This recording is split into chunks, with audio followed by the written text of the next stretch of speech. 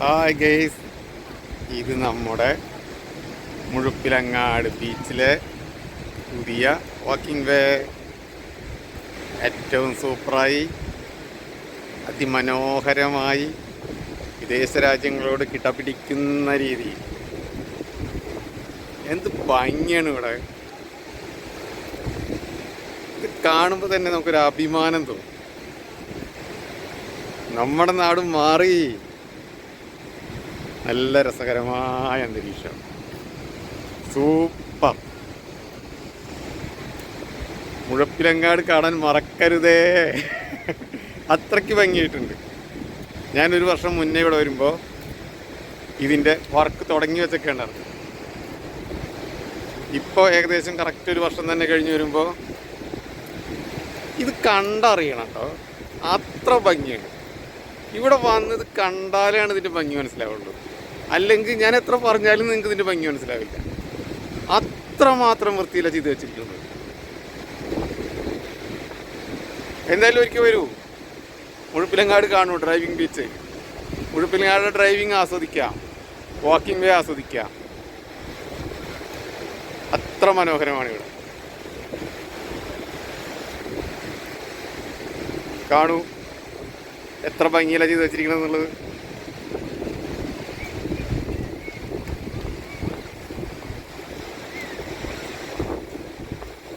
ഇനിയുമുണ്ട്, ഒരുപാടുണ്ട്.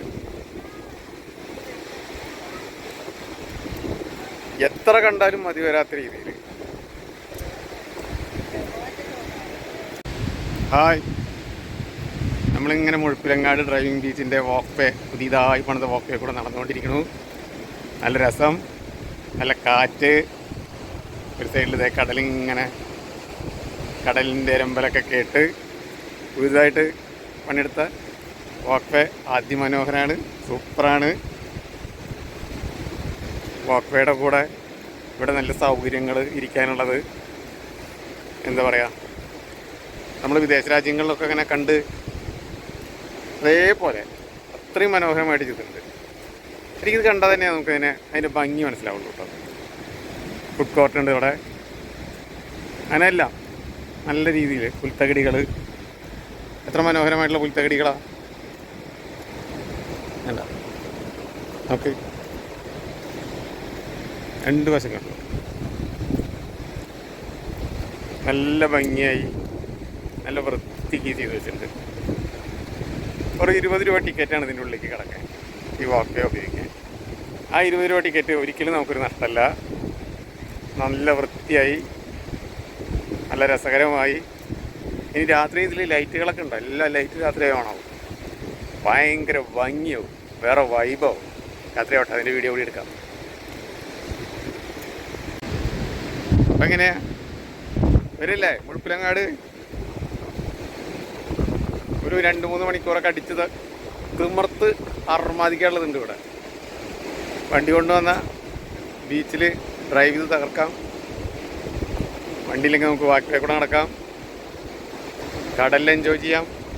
ഈ കടലിൻ്റെ പ്രത്യേകത എന്താ പറയുക, ഈ കടലിലേക്ക് നമുക്കൊരു 10-300-400 മീറ്റർ അല്ലെങ്കിൽ 400 മീറ്ററൊക്കെ നിൽക്കും.